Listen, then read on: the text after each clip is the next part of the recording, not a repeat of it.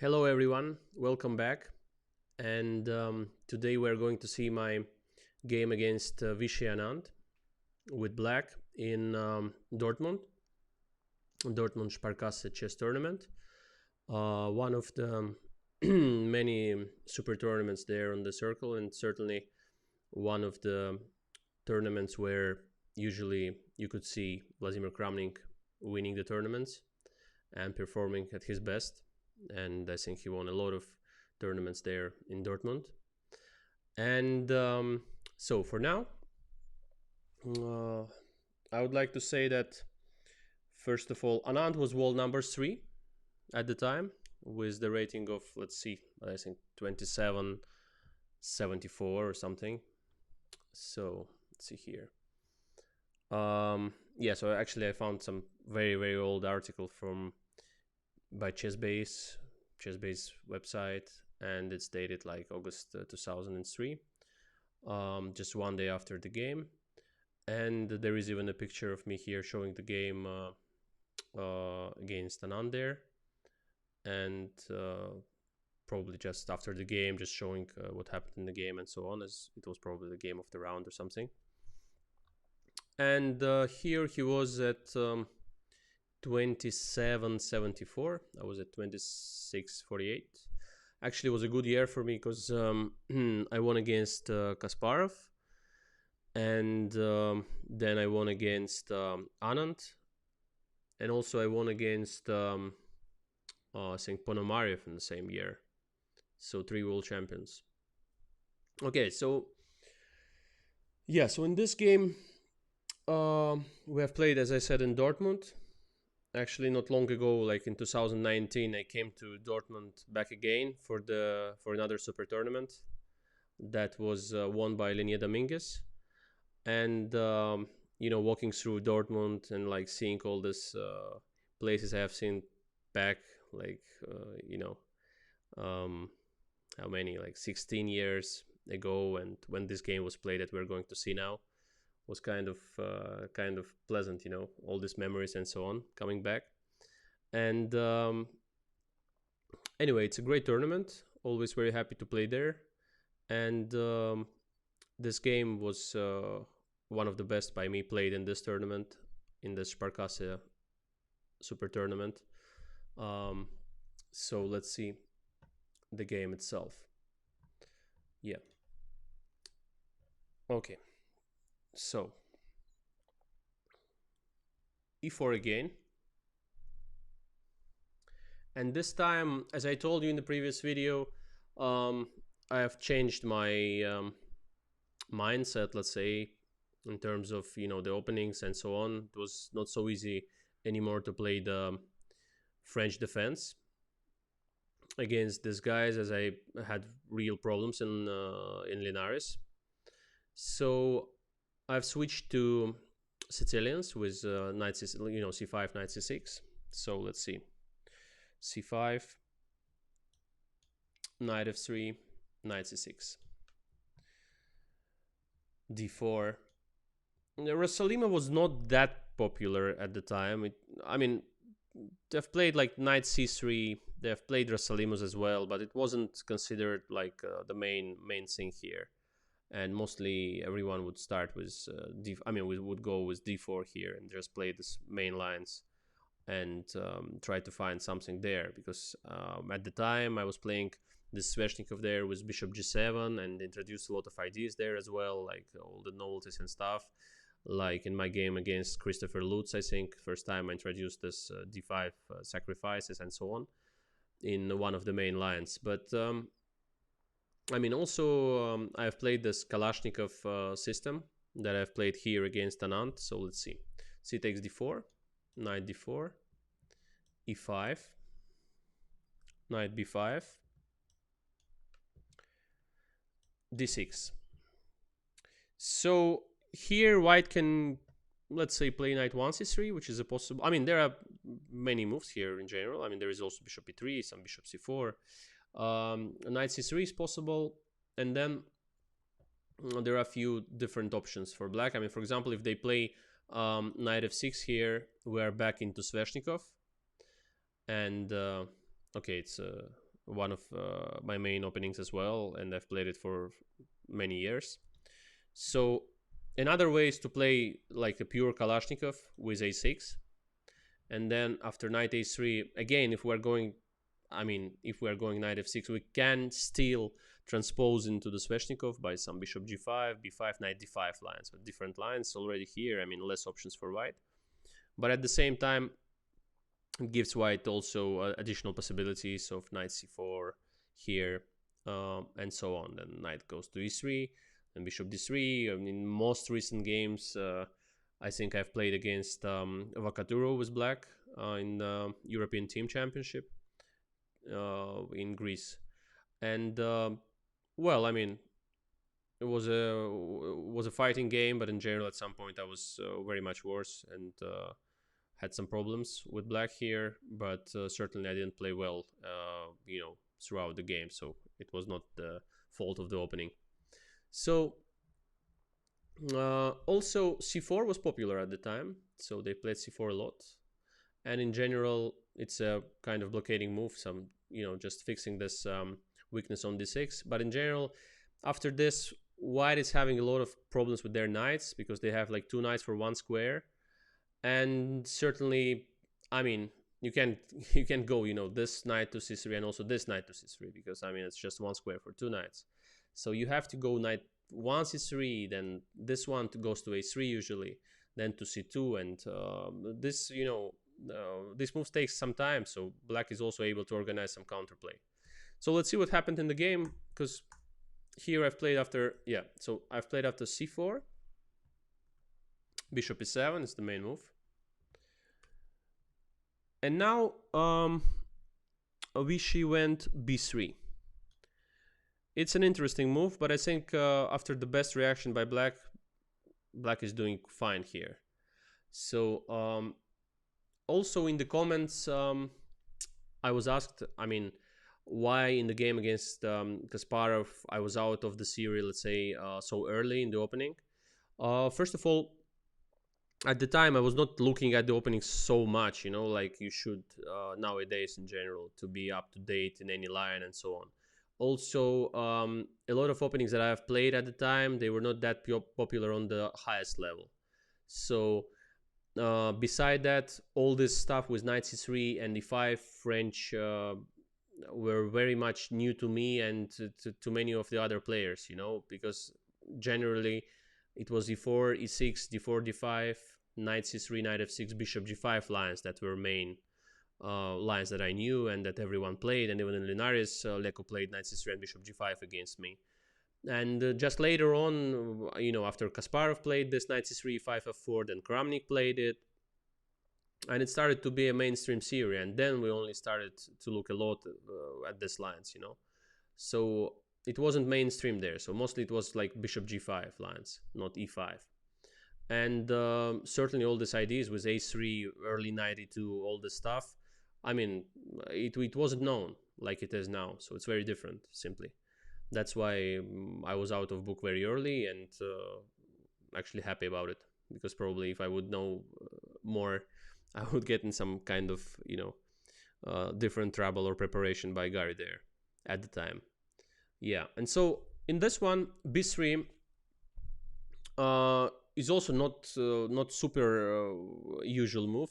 Normally white goes for knight c3, then at some point, as I said, after a6, knight a3, then like knight c2, bishop e2, castles, and so on, and there is some kind of play against this d6 pawn. They are trying to organize their pieces there, and just bring everything into the play, like at some point, like bring it all here and stuff, and then castles, and then it depends on what black does there, what they're doing, and go some bishop e3 or b3, bishop a3, queen d2, rook a d1, or rook fd1, rook ac1, rook ad1, depends on what is going on there.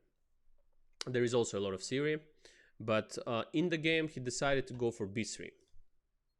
I was actually already, I think, thinking in this position, because I wasn't sure what to do exactly against this b3, because the point is that I mean, after knight f6, white can go actually both. I mean, they can wait with knight c3. They can probably go bishop d3. They can also go knight 1 c3, and more or less b3 is never a bad move there. Also, they can go with knight 5 to c3, and then just leave this knight.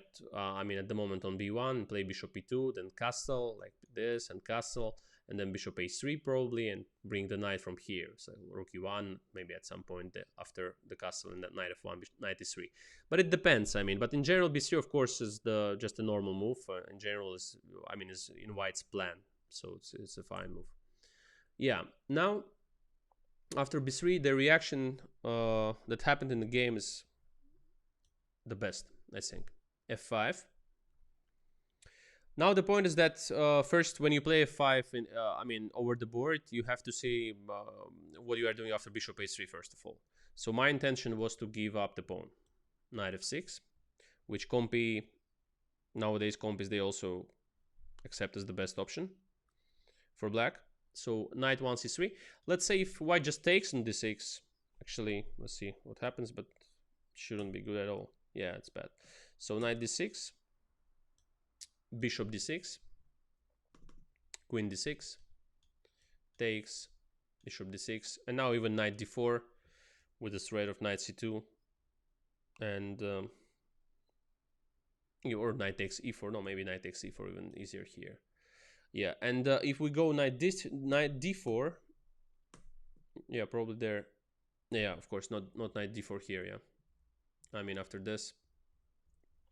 Yeah, not knight d4 here, of course, because of knight a3. But, and then the pawn on e5 is hanging. So if black just takes, bishop takes on e5. Yeah, but the point is that after queen d6, there is immediate knight d4, as there is no knight a3 anymore. And there are a lot of threats, actually. I mean, what to do here is white, I'm not sure. Yeah, I mean, one of the best compis suggestions is to take on d8, f3, knight c2, you know. I mean, king d2, knight a1, then I mean knight c3, bishop d3. White will catch the a1 knight, but still black is slightly better probably. Yeah, it shows like slightly better for black. So, but beside that, of course, it's possible just to take on d6, bishop d6, knight takes e4. Black is doing very well. I mean, certainly they're for sure not worse. There's even maybe slightly better and easier play for black here. So this is not an option. Bishop d6, I guess, is just bad. So let's say bishop d6. Yeah, just knight e4. And white's king is in the center, so all this stuff will never work, at least due to this. And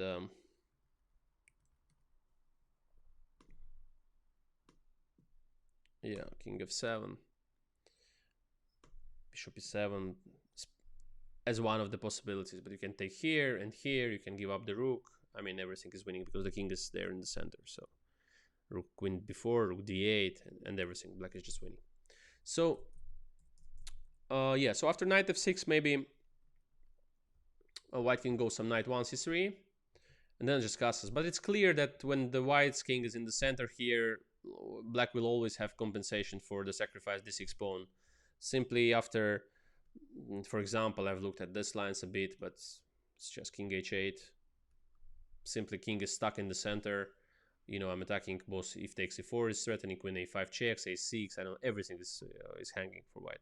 So maybe a possible option is bishop takes d6, a6, bishop e7, queen takes e7, some knight d6. But to be honest, I mean, so many ways for black here. It's possible to play even knight d4, just playing it, kind of direct. Knight c8, rook a8. Then f takes e4 is hanging, queen b4 is coming, rook d8. I mean, everything is hanging. So white should be careful. Yeah, beside knight d4, there is even knight takes e4 possible. So something like this. Some c5. Just bishop e6 or knight d4, both possible. Yeah, like bishop e6, bishop some c4. These are kind of best lines, but Doesn't change much. Black is just doing fine. And some queen h4, and even white has to be precise to equalize. So yeah, so after f5, Anand decided to play e takes f5, which is natural. Also, bishop d3 is possible, but it depends if you want to play the close positions. Because, for example, after bishop d3, one of the possibilities for black is just to close with f4, and they're doing very well. So that's why e takes f5, e takes f5, bishop takes f5.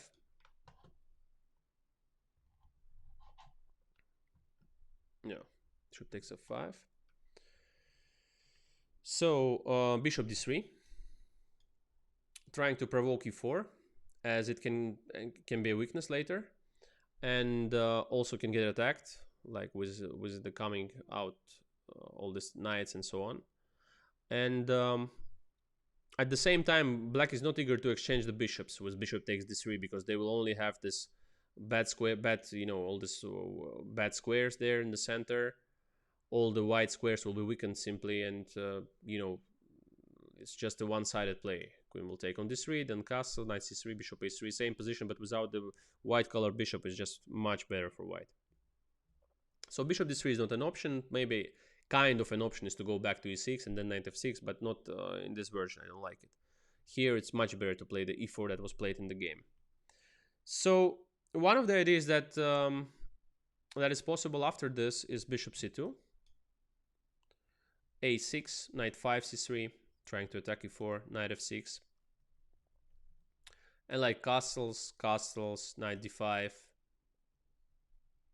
knight takes, queen takes d5, and king h8 or rook f7. Black is just doing fine, because you can take on e4, because I will always take and play bishop f6 and attack just the rook on a1. It's impossible to defend it. So after king h8, you have to make some move, just to free the rook, some a3 or something. But it's not a great pleasure to play this as white. So certainly a possible way, but generally it's clear that Visha didn't want to play this kind of stuff with all these awkward pieces and so on. So he goes for bishop e2.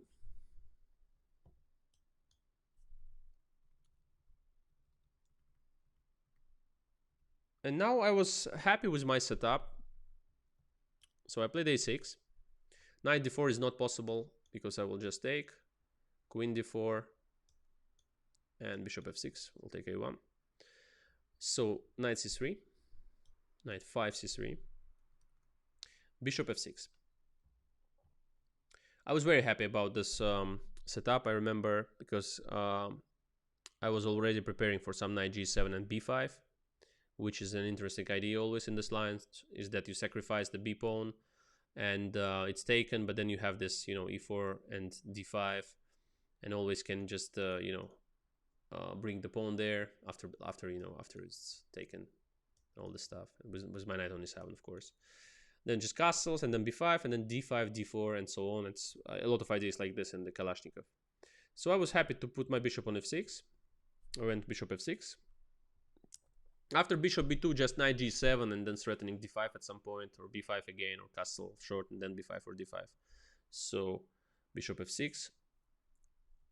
Natural move, castles here. So knight g7. And I mean, guess what? If you look at the position at first, you think, I mean, what's the best move as white?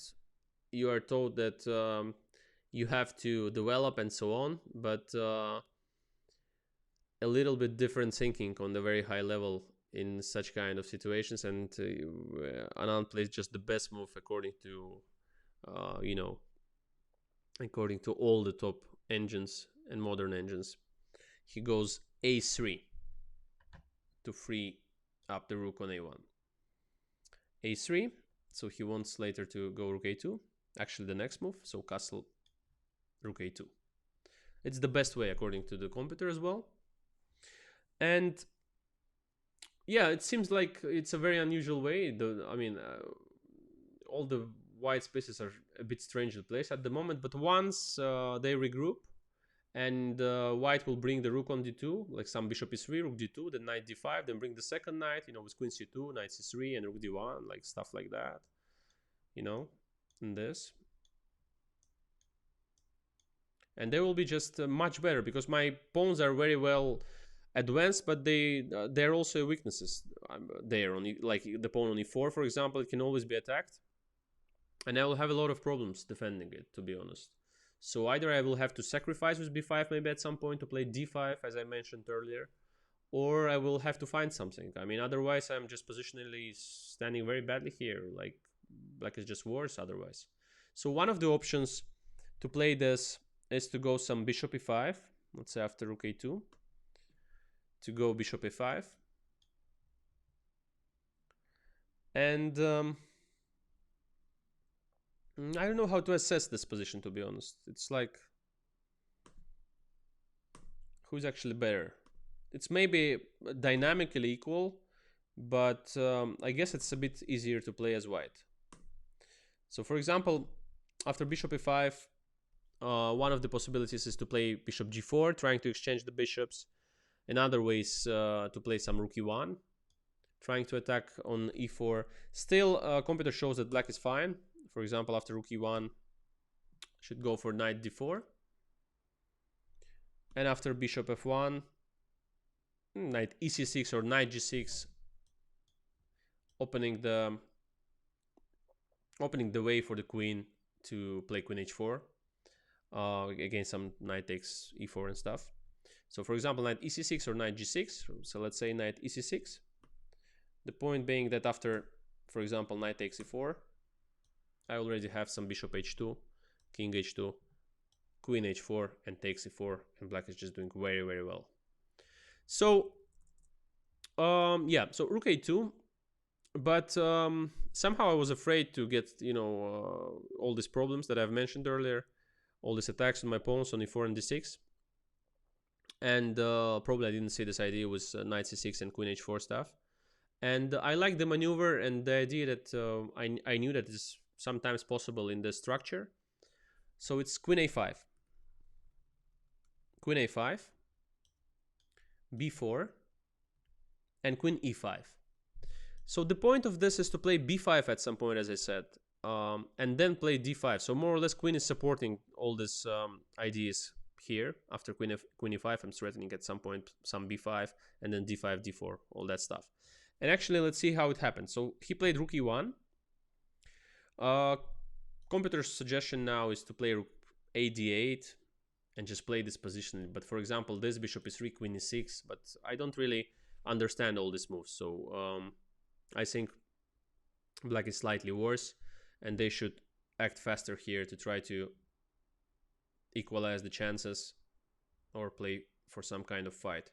So let's see what happened. After rook e1, I went b5, which was the whole point of my play in general. All this bishop f6, knight e7 was played to play b5 at some point, and especially queen a5 and e5.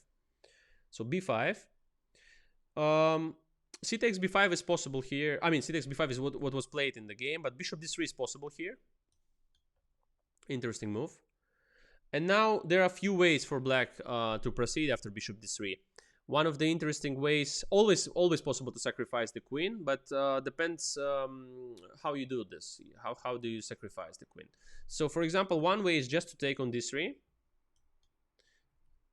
rook e5, knight e5, c takes b5, and then just go, for example, d5 with very, very unclear consequences. I mean, it's like very hard to play as white, to be honest, in this one, because after b takes a6, rook takes a6, and then rook is going to e6. There are some bishop g4s in the air, d4, everything. So this pawn is very annoying. Knight c4 is coming, so it's very tricky for white. I think Vischer simply didn't like this kind of queen sacrifices that are possible after bishop d3, because bishop d3 is the first thing you consider more or less here, to attack e4 immediately and just take the pawn.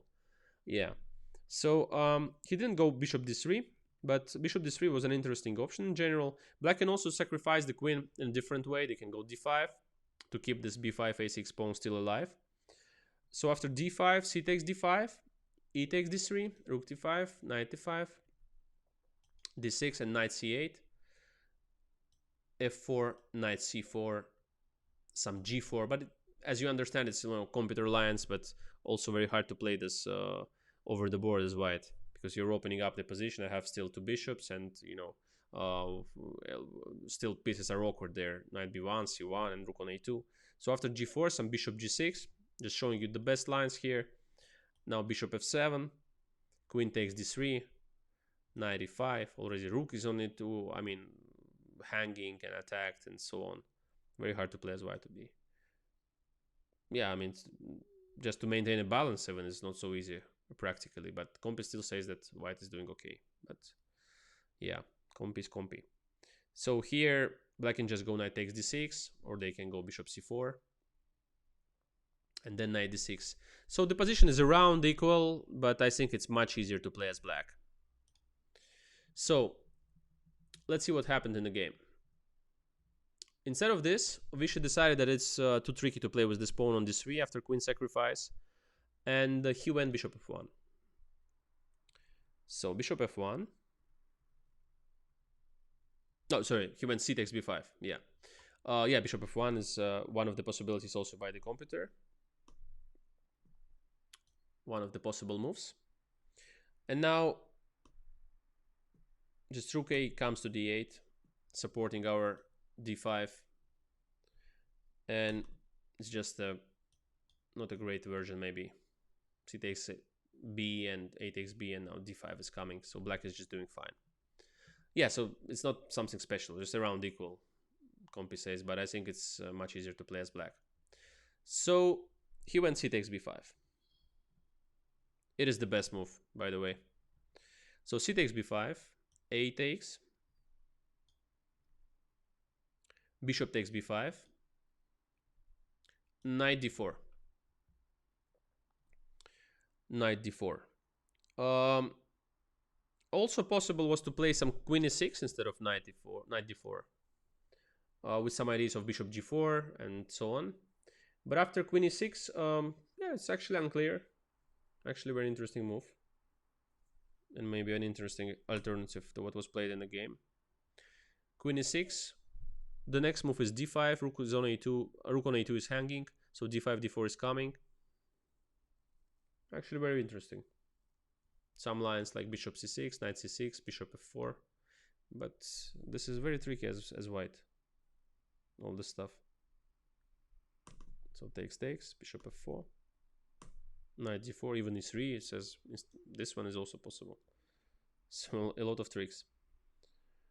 Yeah, I mean knight d4, rook d2, and some bishop g4. f3, bishop takes f3, gf3, queen h3, and all that stuff. No, I mean, okay, it's fun, but I mean, it's a good alternative to knight d4. A very good move as well, so queen e6. But knight d4 is more natural, so knight d4 and then just pushing d5. So knight d4. Bishop c4 was possible here for white. Now d5 is the only move, because if you go king h8, it's pretty. After king h8, there is f4.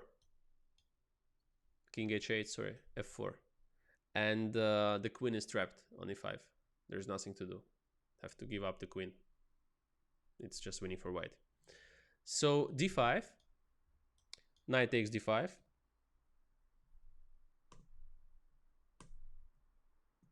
Knight takes.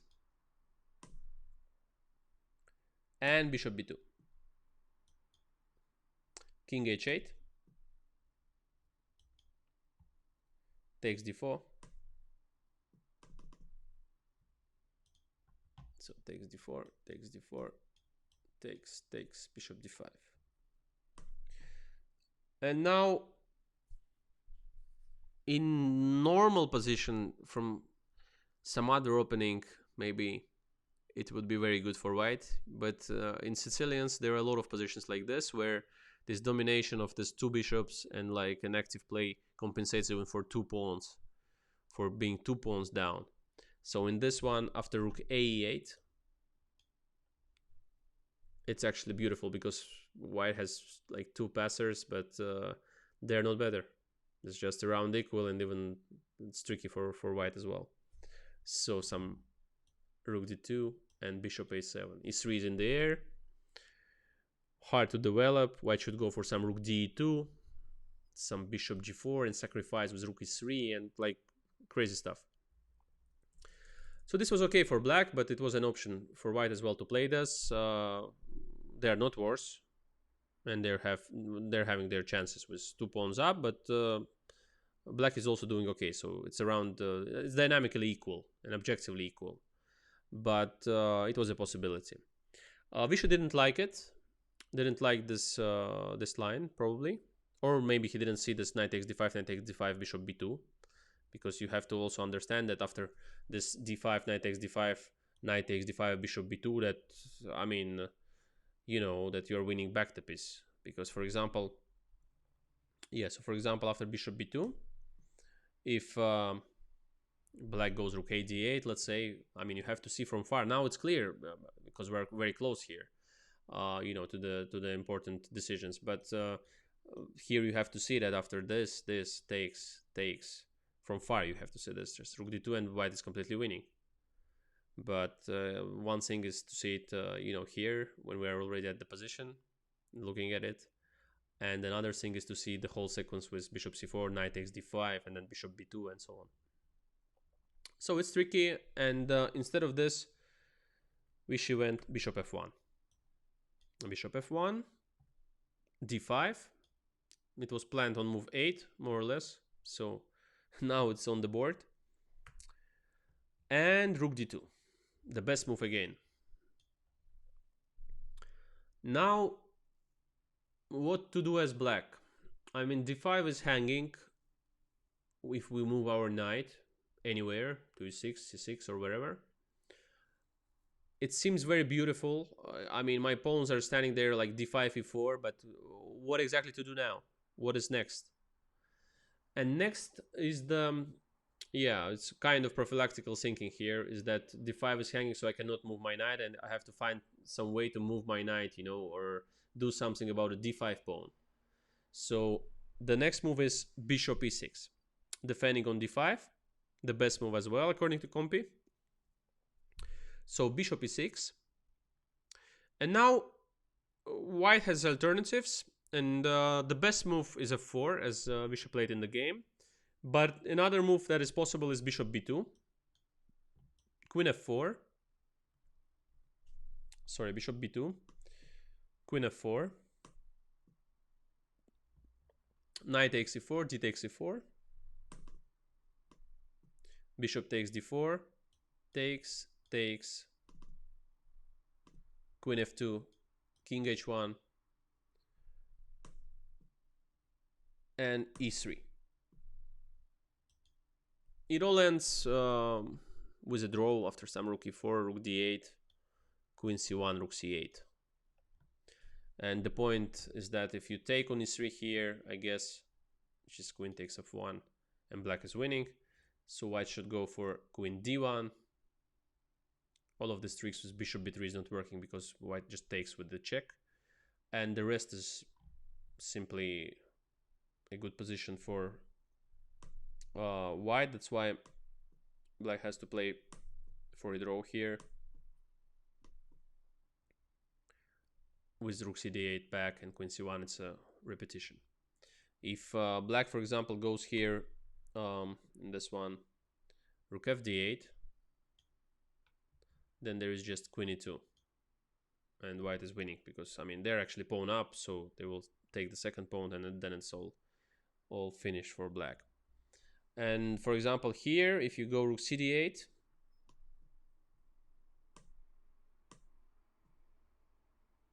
and queen e2 here, instead of accepting the move repetition, so queen e2, and now just knight f5. So if you take on e6, it's knight d4.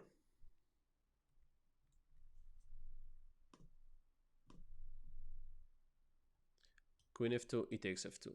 And then Knight takes e6 and rook d1. Black is doing better here. White should go bishop c4, sacrificing on e1. F takes e1, rook takes e1, and play this position, which is slightly worse for them. But they will probably manage to keep, but not easy. So yeah, so white should accept a draw with queen c1 here by repetition. Yeah, so it's one of the possibilities here. Bishop b2 was one of the possibilities, but f4 is the best move that was played in the game. So f4, queen takes f4, and yeah, I mean, I can't move my queen because rook takes d4 will simply win the game for white. So queen takes f4, rook f2. Actually, it's very beautiful. If I move my queen to b8, rook will just take on f6, and queen will take on d4 after white is winning. So the best move here is objectively queen g4. So queen g4, rook takes f6, rook takes f6, queen takes d4, rook af8.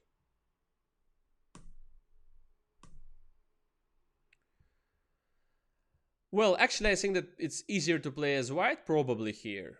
But Compi suggests that black is doing okay. Some queen e3, h6, and there is a strong compensation for black due to this d5, e4 pawns. For this, rook against two pieces. Maybe knight is still far there on b1. And black is having a very, very good compensations here. And position is really unclear. Looking at it more and more, I feel that Compi is certainly right about it. The position is simply unclear. So this was one of the possibilities. I, to be honest, didn't consider it much. I saw that it's dangerous, to give this two pieces. If I would go for some queen e5 here, so queen e5, then bishop f4, the whole point of white's f4, rook f2, and this bishop f4, queen f5, and bishop d6. Then bishop will take on e7 and queen d4. White is a piece up, and they are much better. But there is one more move that probably escaped Vish's attention here, and he didn't see this move, I guess. And this, not even not even the move itself, but the whole idea after it. So it's queen takes f2, sacrificing queen for just a rook. King takes f2. And I remember he was very surprised with this somehow during the game. And now knight b5. So if you take on b5 with any piece, with a bishop or the knight, let's say the knight, then you have to think what's the best for black. So I'll keep a slight pause for some seconds, and you have to find a win for black. So generally, yeah, I will not give any hints because it's like, otherwise you just queen down simply. Okay, so this wins here, bishop d4. After king e2, now rook f2 is mate. But after king g3, there is a bishop f2 mate. This would be a great way to finish the game, but on a very high level, rarely happens that your opponent misses such kind of trick. And so after knight b5, Anand goes king g1, the best move again. Knight takes e3, knight takes e3, bishop takes e3. I think he was very upset about the fact that he missed the whole concept, even though his position is still good. But he was kind of shocked here. I think after this sacrifice, he was somehow feeling uncomfortable in this position. I felt it, and already here he starts to make some mistakes. But it's easy to criticize with an engine, and when you see this position and you're trying to look objectively at it. So, for example, after bishop d2, which was the best move, it's very easy to miss the point of bishop d2. Let's say bishop d4, bishop e3. And bishop c3 is a possibility here for black. this move, with an unclear game. Maybe slightly better for white, but generally unclear. But after this, it's very easy to miss that white is doing well, because the next move is d4, and then the knight is coming to e3, or the pawns are simply promoting, like d3, e3, or bishop d5 with the support of the bishop and rooks. But there is a very strong way for white. Knight f5, rook e1, d4, and here they should find a great move. Bishop b5. Getting your bishop out of this knight e3 threats and so on. And the position is probably still around equal. Let's say if black goes the best way with bishop d5, supporting the pawns. You have to say rook f1, d3, bishop takes, e takes, queen takes, and knight e7. In general, this should end in a draw. Black will sacrifice, one of the piece for the pawn, and then protect it with a rook or knight or something, with a rook or bishop, and so on. Or we'll just take both of the pawns and keep the rook and knight or rook and bishop against the queen, and this is a drawish position. But still, there is some work for black to do, because it's easier maybe to play as white. Some take, and some, I don't know, h3, a4, b5. It's easier to push the pawns rather than calculate how to stop them. But generally, it's around equal. So bishop b5 is very hard move to find. Very hard move to find here. Bishop b5 is, But at the same time, when we see the game and what happened in the game, we can say that after this, for example, after the bishop c3 move, Vishy actually went bishop b5 here.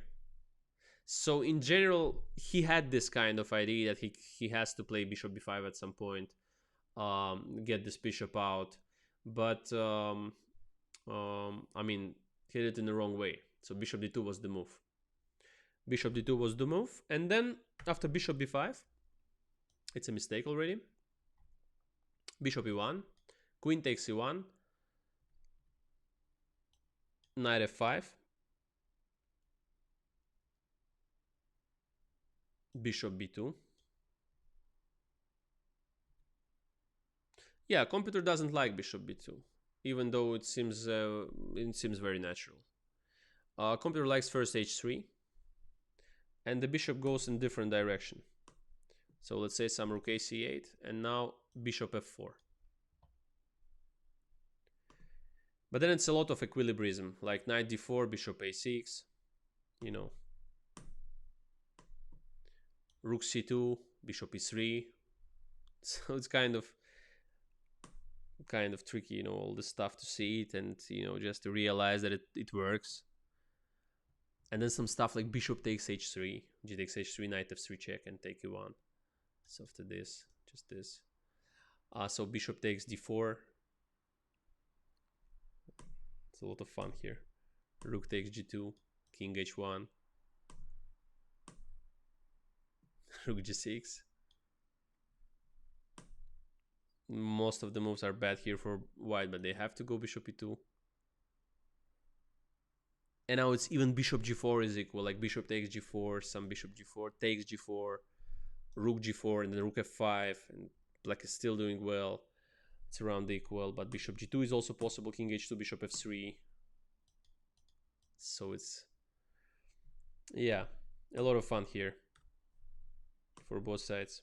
I think we would need around 10 more hours to calculate all of this. So this ends in a draw. Like, let me show you one line that leads to a draw here. It's like rook takes f3, bishop e3, d4, bishop d4, rook h6, and then it's perpetual. So let's go back, and yeah, it's just a theoretically possible lines, but practically it's very hard to find. So Vishy went bishop b2, which is very natural. But h3 was possible to find, certainly. But after rook a8 to go this bishop f4 sequence, not so easy. So he went bishop b2. Somewhere around here, he offered me a draw, but I liked my position somehow, and also time. I was doing very well on time here. Compared to him, I think I had more time somehow. And probably it's hard to, it's hard to judge, 16 years back exactly what was happening, but I declined the draw around here. So after bishop b2, I've played rook ac8. Is it the best move? Yeah, it's the best move. Rook ac8. Now he had to find some g4 or again h3. Maybe would be the best way. But then after, for example, h3, I will go rook c2.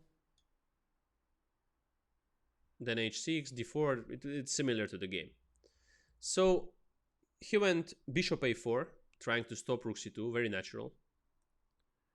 And here I went rook f7, even though Compi suggests that h5 is much better. White's idea is always to play h3 and bring their king to h2, but after h5, h3 already I'm prepared for h4, knight g3 and rook f1. We will see in the game it was very similar. So, I mean, it was similar. And yeah, actually h5 here is almost winning. Almost winning for black. So rook f7. Now he had some strong move, bishop d1, with some ideas e3, g4. Some lines like this. Not the ideas, but lines. Some d4. Stuff like that is possible. Yeah, g4.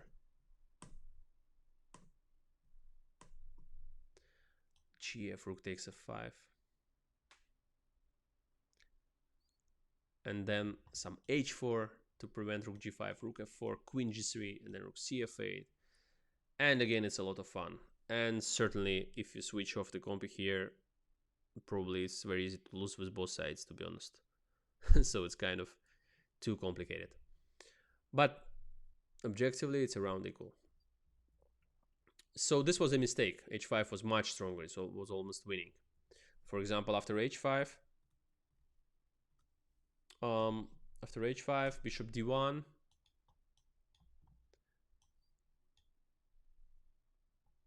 e3. Yeah, e3. And then d4, and then d3, and then whatever. It's just winning. So h5 is kind of prophylaxis and attacking move as well, all together in one move. After h5, you just have just no defense. It's just lost. So just supports this h4, knight g3, so doesn't let white to play, you know, h3 stuff. Yeah, rook f7 was played, as I said.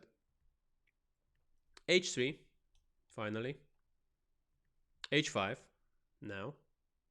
So otherwise, would have my rook on f8, would just play h4 and knight g3 and rook f1, and we'll win the game. Would win the game. So b5. It's an okay move. h4. b6. Only move. Because knight g3 is a threat. If you protect with with bishop e5, it's just e3 and d4. If you try to stop it with bishop b3, then rook e8 and d4 is coming. So yeah, sorry. So h3 again. Where is h3? Yeah, h3, h5, b5, h4, bishop e5. Bishop e5, yeah, is a mistake. The best move would be b6, would be the only move. So b6, rook b8, bishop b5, rook takes b6, queen a5, rook fb7. Then white goes a4, black goes d4. Black is much better, but still there are some defensive resources for white. They have chances to escape, but position is worse. But after bishop e5,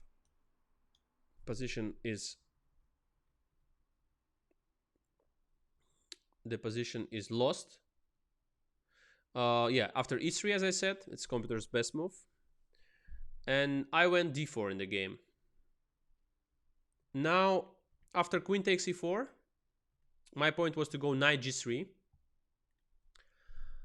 And the tricky part about it is that after knight g3, yeah, just here.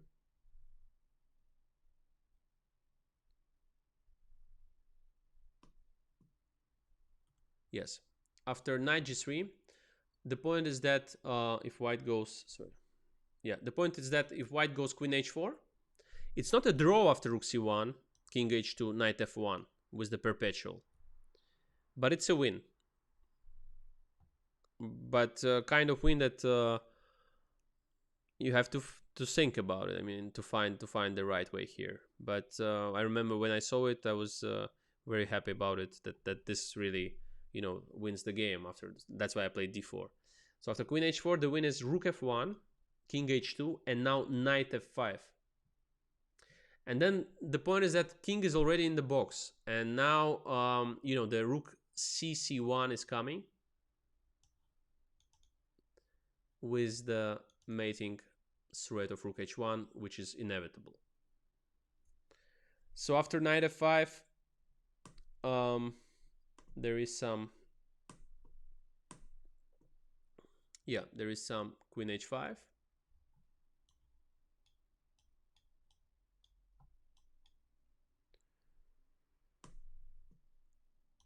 And then it's bishop f7. And the rook goes to c1, because otherwise, if we go immediately rook c1, then it's queen e8. Queen e8 and queen h5, and you have to go knight h6, and then it's the king is not trapped anymore there, so it's not in the mating box. Can have a square on g3. Okay, so anyway, bishop didn't go queen takes e4. Yeah, he went b6, e3, king h2, and d3. Very straightforward. Queen b4, e2. And now white is lost, so he tries the last chance. He goes for bishop c3. And Compi suggests that knight g3 is also winning here, but the best way is as I played in the game. So it's rook takes c3. Queen takes c3. And knight g3. So there is a box for the king there, the mating box. And I'm threatening rook f1 and rook h1 mate. So b7. Rook takes b7. Queen a5. Now, for example, if you think that you won the game and you lose your concentration here, you go something like rook b1 just to mate the king. So you get this queen d8 check, which is annoying, and it's a draw. So the last important subtlety here after queen a5 is that, yeah, Compi showed king h7 is winning, of course, some other moves, but rook b8, just stopping queen d8. The threat is d2, and after queen takes d2, knight f1 check and takes d2. So was a great game against Anand. Was an amazing game against Anand, to my mind. And I was super excited about this queen takes f2 at the time of some comments. Maybe we can still come back to the old comments, but my idea in general is to comment it in a new way, from my perspective, from today's perspective, not coming back too much to all those analysis of the time, of the game and so on. And yeah, it was very interesting again to see this with the modern engines and see how it is and all these lines again. A lot of fun. And found a lot of things. Actually, I would like to say that I'm analyzing, I'm not using the old analysis. I'm doing some pre-analysis, a lot of pre-analysis, and also something just interests me during the, during the recording. So I'm just interested in some lines, and I'm trying to see what is going on, to see why not this move or that move, and what is Compi showing, what are my thoughts, and so on. So I'm trying to do it live. And so partly it's a pre-analysis, and partly it's the analysis that I do together with you, looking at the game and with the engines. So it's a lot of fun to do it this way. Yeah, certainly there were questions in the comments. So let me see. One was that yeah. So yeah, in one of the comments I was corrected that Kasparov that Fischer didn't win 20 consecutive super tournaments, and it was Kasparov that won 10 consecutive tournaments, which was right. And his idea in one of the interviews, he said that his idea was to win 20, and it would be his dream to win 20 super tournaments in a row. So that's correct, and yeah, that's correct by the user, and so he was right.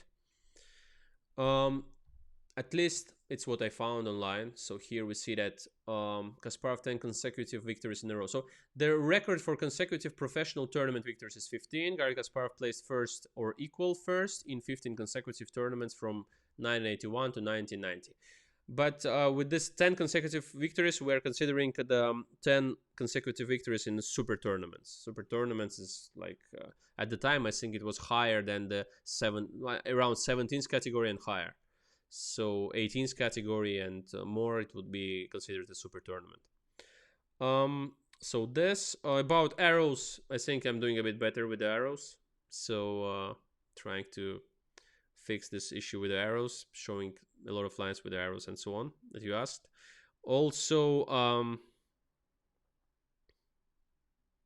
yeah, we'll read your comments. Very happy about them because I learn a lot from what you're writing, what you want to see in the future videos and so on. So we'll try to read most of them at least, and make some conclusions, and later on come with something interesting. So please comment, subscribe, hit the bell to always be notified when there is a new video, and always happy to see you. So it's very nice that you're subscribing so fast and the community is growing. Happy to see you on the channel, and till the next video. Bye bye, guys. Thank you.